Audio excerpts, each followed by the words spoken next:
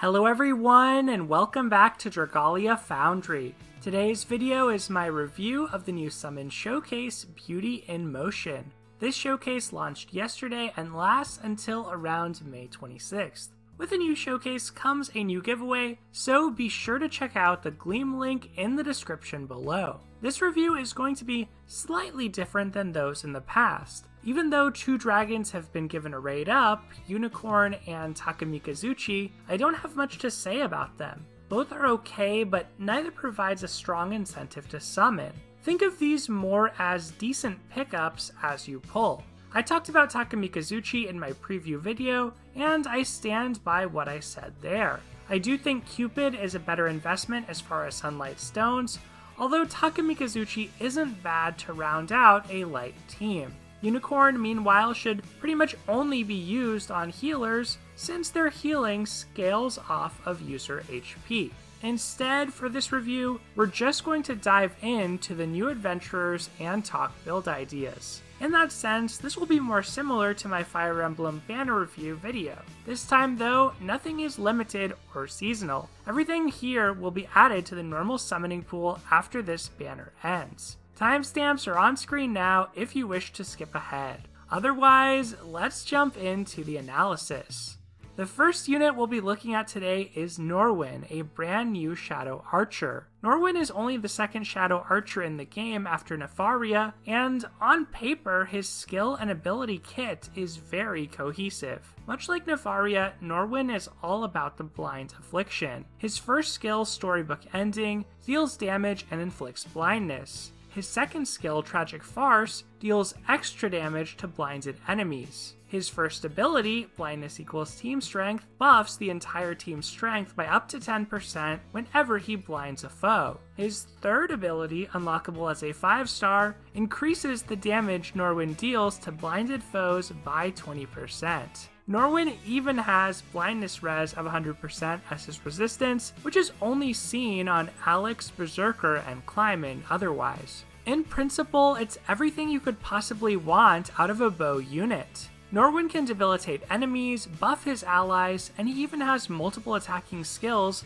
making building him especially easy. The sad reality for him and all of the new units on this banner though is how afflictions work in Dragalia Lost. Basically, there are two problems with afflictions. The first problem is that some bosses are completely immune to certain ones. For instance, Norwin will struggle against any boss with 100% blindness res. The second problem, though, is that even bosses who are susceptible to afflictions build up a tolerance the more they get affected in increments of 20%. So even a boss with 0% blindness res will shoot up to 20% after you blind them once, then 40%, 60%, 80%, and finally 100% after each successive instance.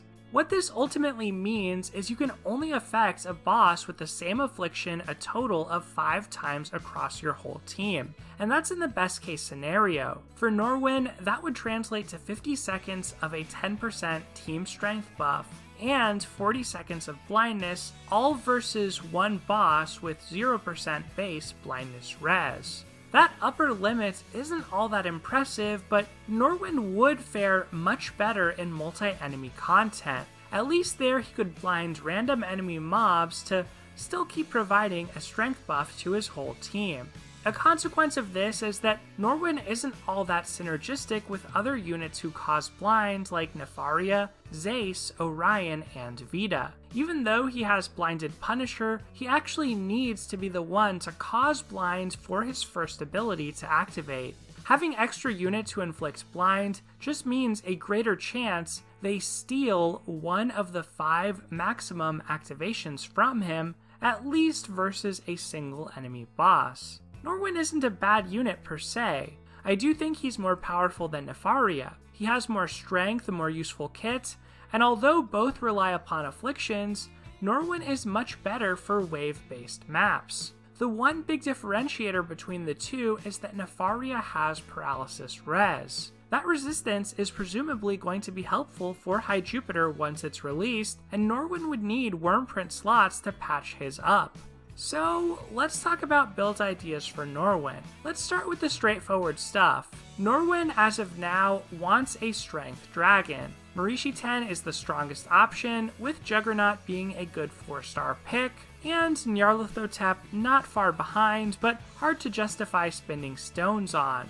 Nidhogg is in contention too since it can inflict blind, but that won't work if Norwin has already blinded the enemy boss 5 times. For weapons, Norwin's best bet at the cost of Twinkling Sand is the Necro Arcus. This adds another attacking skill to his repertoire with a fairly fast cooldown. The animation is similar to his second skill. For an alternate choice, I'll also mention the Void weapon Howl Shadow. This weapon has worse stats and no skill, but does come with 2 abilities, Dull Res and Blinded Punisher, perfect for Norwin. Still, there really aren't any light Void battles with Dull right now, so this may be more useful in the future. For Wormprints, Norwin wants skill damage. I prefer Forest Bond since it hits the cap of 40% skill damage in one slot, but I can also see the case for Resounding Rendition thanks to its critical rate.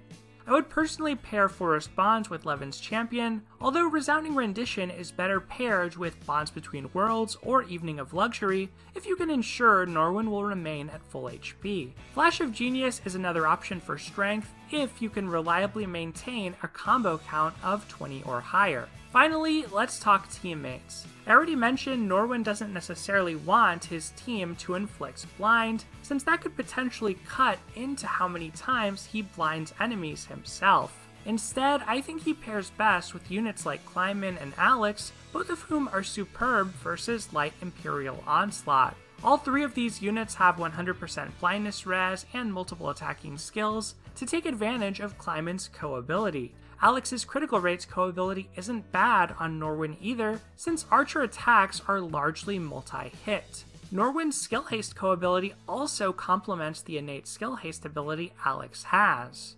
And that's pretty much all I have to say on Norwin.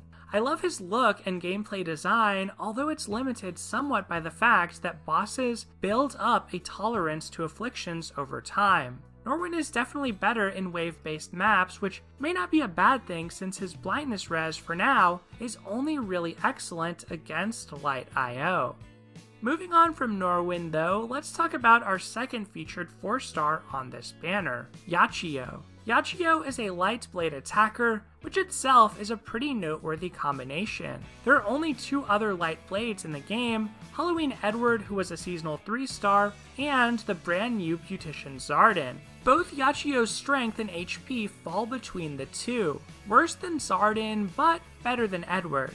In that sense, skill and ability kits will be the major factor in determining what separates these units. And in Yachiyo's case, her kit is, much like Norwin's, focused on an affliction, this time around paralysis. Blossom Flash deals damage in a line and can paralyze enemies. Paralysis equals user strength grants Yachiyo a strength buff of 15% for 10 seconds whenever she paralyzes a foe, again with a 5-second cooldown.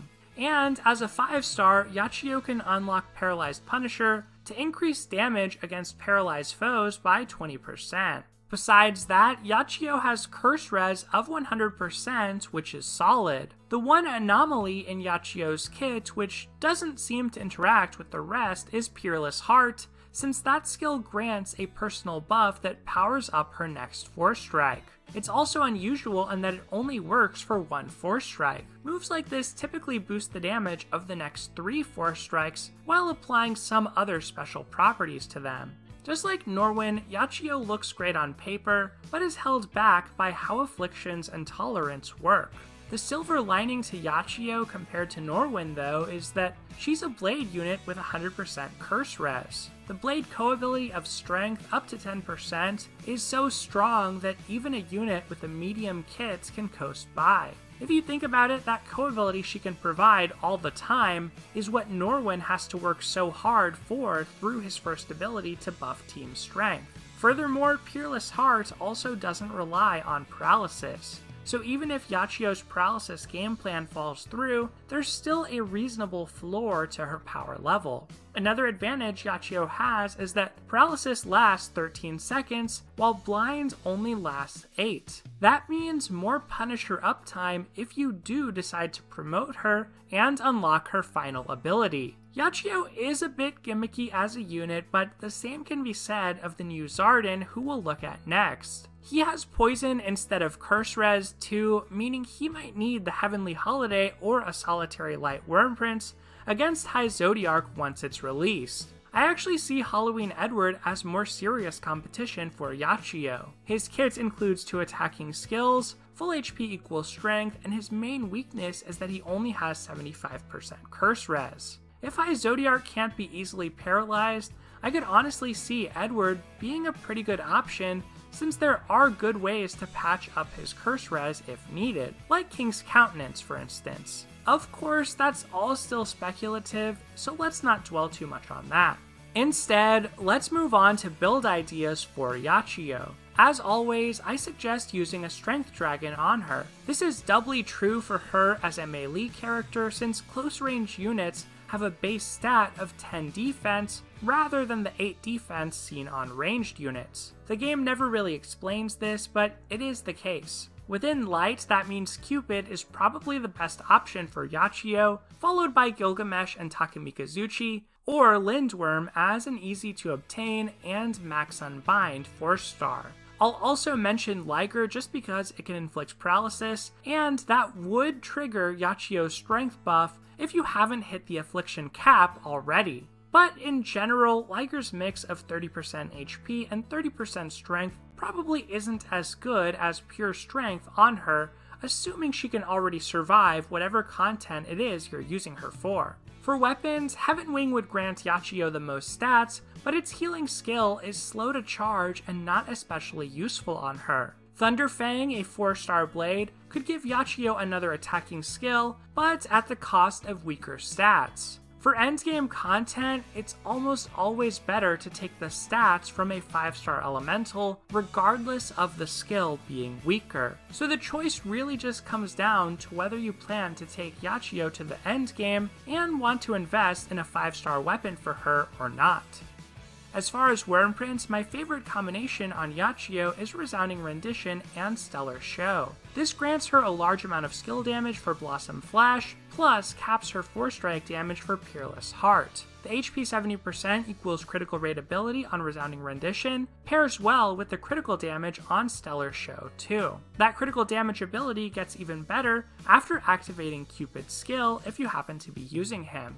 Finally, for teammates, other paralysis-themed characters are a double-edged sword. I do like Floor since she has Paralyzed Punisher, plus her first skill deals more damage to paralyzed foes. You just want to be careful to ensure that Yachiyo is the one to cause paralysis, to ensure her user buff ability activates the max number of times. Besides Floor, no one else really stands out since Yachiyo is pretty self-sufficient. Any characters you wish to use, including the brand new Alphonse, would be fine teammates to receive her strength co-ability. And, well, that about wraps it up for Yachiyo. She's a somewhat peculiar unit who is redeemed by her typing. I'm not very enthusiastic about the paralysis focus of her kit, although it's not horrible either, and it's actively good for multi-enemy maps. As of now, though, there's not really an ideal setting in which to use her. Sabnok can't be paralyzed, so for the current raid, she's more of a team filler than anything special.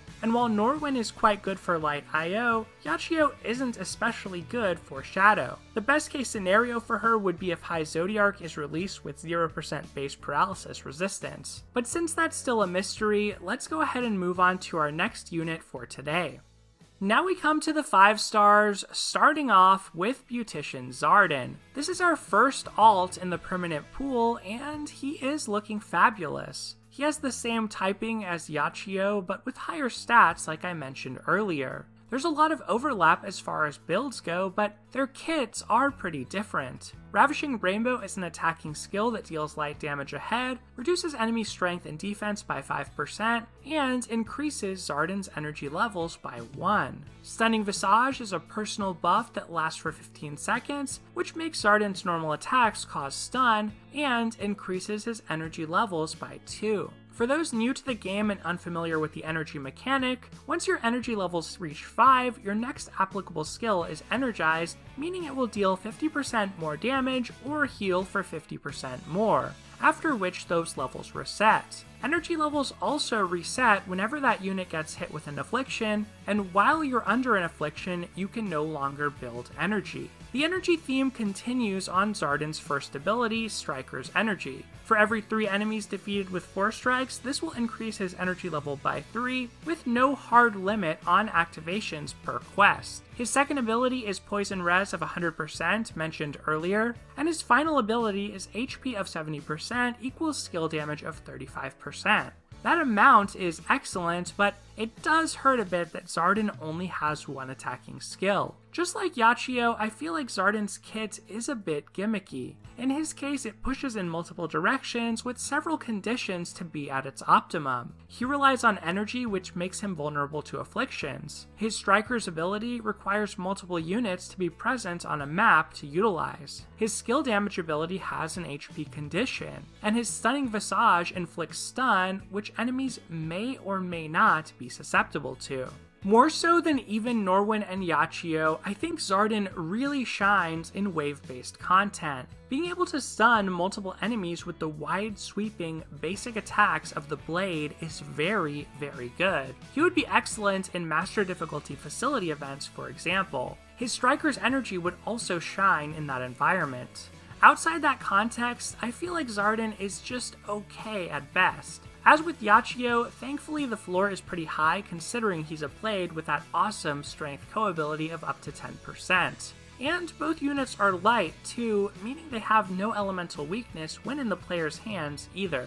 I won't spend much more time on comparison since we already discussed those a bit with Yachiyo. Zardin's big difference is his Poison Res, which does make him very good for Shadow IO. But instead of focusing more on comparisons, let's go ahead and move on to build ideas. For dragons, it's basically the same story as with Yachiyo. Try outfit Zardin with as much strength as possible. For weapons, Zardin pairs slightly better with the available options than Yachiyo does. Heaven Wing looks a bit better on him since he can energize his healing skill for a sizable recovery, or he can use it to ensure his HP stays above 70% to maintain heightened skill damage for Ravishing Rainbow. Zardin can also utilize the Void Weapon Primal Thunder in situations where his stun affliction works. It's an excellent budget weapon for him for things like facility events or defensive battles, since it provides a decent amount of stats at low investment, plus 2 relevant abilities,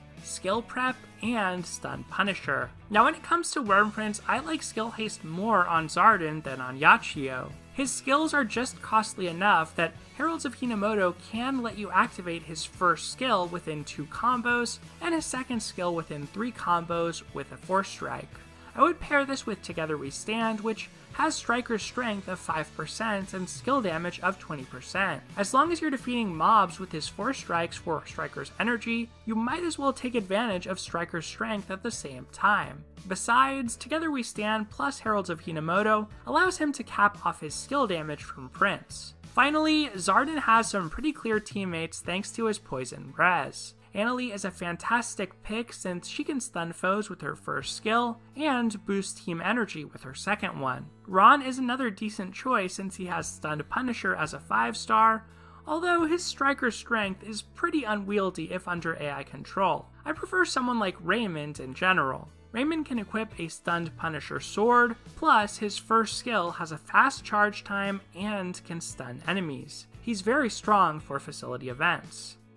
Okay, and that covers what I have to say on Beautician Zardin. I think he's a pretty cool alt, and it's clear to me he's focused on wave-based content. His energy loop and skill damage passive give him consistent damage even if he can't use his stun or Striker's energy well versus a single boss. So just like Yachiyo, I feel like Zardin is pretty good. He he's probably not going to be the best character for future endgame content like High Zodiark, but who knows? I still think he'll be plenty useful for future facility events, content similar to defensive battles, and perhaps even the upcoming Mercurial Gauntlet.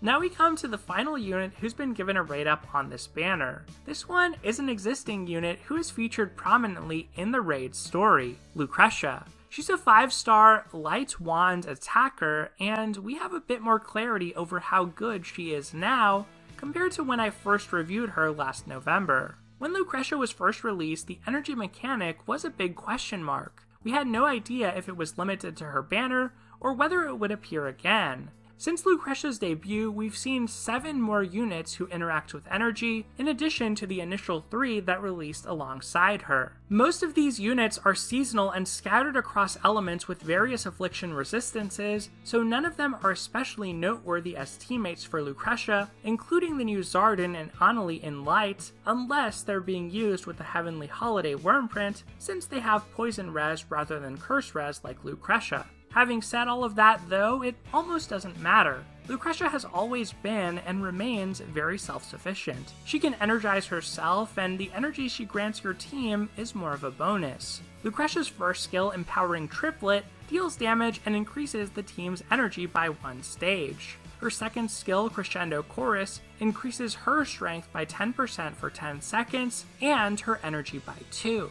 Lucretia's first ability, Energized Strength, increases her strength by 20% for 15 seconds whenever she becomes energized, meaning whenever she obtains 5 energy nodes. Her second ability is Curse Res of 100%, and her final ability is Broken Punisher of 30%. Not bad for burst damage versus bosses. Coupled with her skill damage co-ability that goes up to 15%, Lucretia is, at a bare minimum, solid. Her Empowering Triplet has a wide hit radius, so it's rather versatile as well. Good for both mobs and bosses. However, now that co-abilities for 3 and 4 stars can match those of 5 stars, Lucretia's competition is tougher than before. Amane and Zhao Lei are the other 2 light wands, and Amane is extremely similar to Lucretia. She's been around since launch, and just like Lucretia, she has 1 damage dealing skill and 1 personal strength buff, Broken Punisher, and Curse Res of 100%. On net, I think Lucretia is probably stronger than Amane thanks to her higher stats,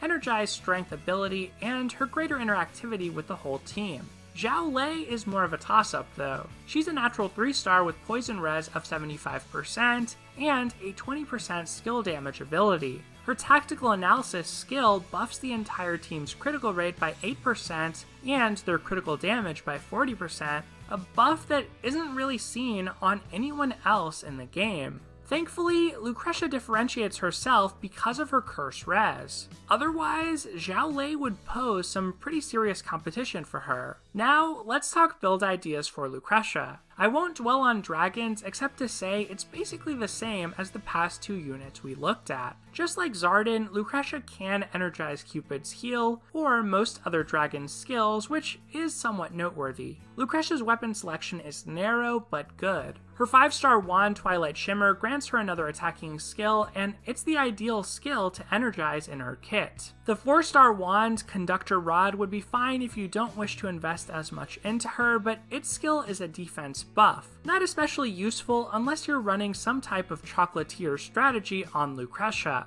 In terms of Wormprints, Lucretia definitely wants skill damage, and she can benefit from skill haste. The combination of Heralds of Hinamoto and Jewels of the Sun gives her 30% skill damage, 10% strength when her HP is above 70%, and 14% skill haste. That amount of haste is enough to ensure she can use her first skill in less than 2 full wand combos. She can also use her second skill in less than 3 full wand combos. If you're running her with an Archer Skill Haste co-ability on the team, though, these prints aren't needed. At that point, you could opt for something like Resounding Rendition and perhaps the Petal Queen, since its energy prep could let Lucretia trigger her Energized Strength ability right away at the start of a quest. Finally, let's discuss teammates for Lucretia. Pretty much any unit with 2 or 3 attacking skills, depending on their weapon, will work well with her, especially if they have Curse Res, meaning they won't need to worry about their energy levels being reset. In co-op, multiple Lucretias scale well since they can energize each other more rapidly. Otherwise, someone like Halloween Elisan is a perfect companion for Lucretia. Her HP co-ability helps Lucretia survive, and she can have 3 attacking skills with her ideal weapon, and one of her skills can both heal and deal damage, making it perfect to energize. Alright, and that about does it for Lucretia. Unlike the other adventurers on this showcase, her kit doesn't rely on afflictions, and in that sense, it's slightly better when fighting bosses. She's a great unit with a high strength stat, presumably a desirable resistance for High Zodiar, a good co-ability, and a nice 5-star elemental weapon. There's a lot to like about Lucretia even months after her initial release. And with all of the adventures out of the way, that brings us to the final verdict on this showcase. To me, Beauty in Motion is a pretty easy skip. If you're brand new, it's not especially good to face Sabnok, since he can't be afflicted by many of the units here. I would recommend using Alphonse, Elias, and even Luca for this raid with a powerful 5-star, even an off-element one, as your team lead. And if you're a more enfranchised player, I think you'd be better off waiting to obtain these units in the future, perhaps as incidental pickups during a higher value showcase like a gala. With the exception of Lucretia, everything here comes with an asterisk, and none of it helps much with the raid or current endgame. These new units can be good, but need specific circumstances to really reach their full potential. Of course, take all of this advice with a grain of salt as usual. I'm just one person, and this has been my take on the new banner. I will point out that if you really want one of these units, especially the 4-stars, it is much easier to get them while they're on focus than as random pulls later down the road.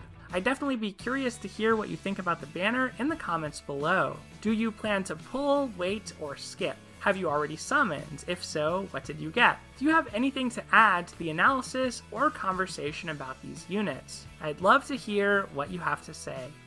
Otherwise, everyone, thank you so much for watching, take care, and I'll see you next time.